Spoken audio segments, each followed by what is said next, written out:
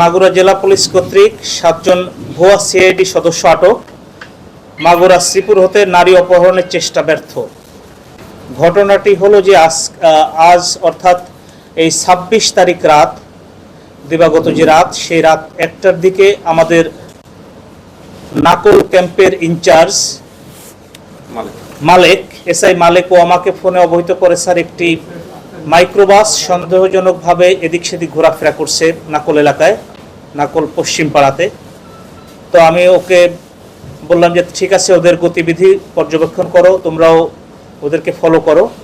আর পাশাপাশি আমাদের অতিরিক্ত police super crime and operations thunder Khairul হাসানকে আমি নির্দেশনা দিই সেখানে যাওয়ার জন্য।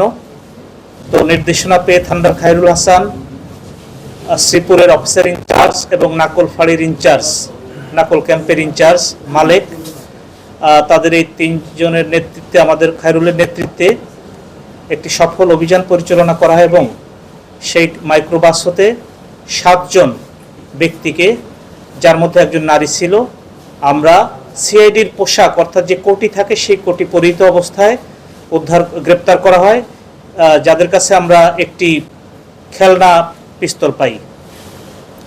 পরবর্তীতে তাদের পুলিশ হেফাজতে নিয়ে আসার পরে তাদের জিজ্ঞাসাবাদে জানা যায় যে আমাদের শ্রীপুরের যে নাকল, এই নাকল এলাকাতে শ্রাবণী নামক একজন নারী, যার 1 বছর আগে বিয়ে হয়েছিল তার স্বামী মোস্তাকের সাথে। তো সেই মোস্তাকের সাথে বিয়ে হওয়ার পর আবার পরবর্তীতে তার সেখানে ডিভোর্স হয়ে যায়। নগদ নিয়ে এলো হার নামানা হার অফার। সর্বনিম্ন 10,000 টাকা রেমিটেন্স নগদে পাঠালে থাকছে স্বর্ণের হার জেতার সুযোগ। এবং পরবর্তীতে বিয়ে হয় তার ঝিনাইদহ সদরের শিমুল নামে এক ব্যক্তির সাথে। তো সেই ব্যক্তির বিয়ে হওয়ার পরে আবার তার প্রথম যে স্বামী, সেই স্বামী তাকে আবার নিয়ে চলে আসে।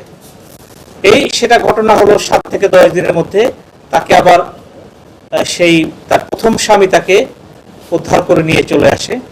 তো চলে আসার পরে এই সংক্ষুব্ধ দ্বিতীয় স্বামী যে, সে একটি পরিকল্পনা করে যে কি করে তার এই স্ত্রীকে আবার সে ফিরে পেতে পারে।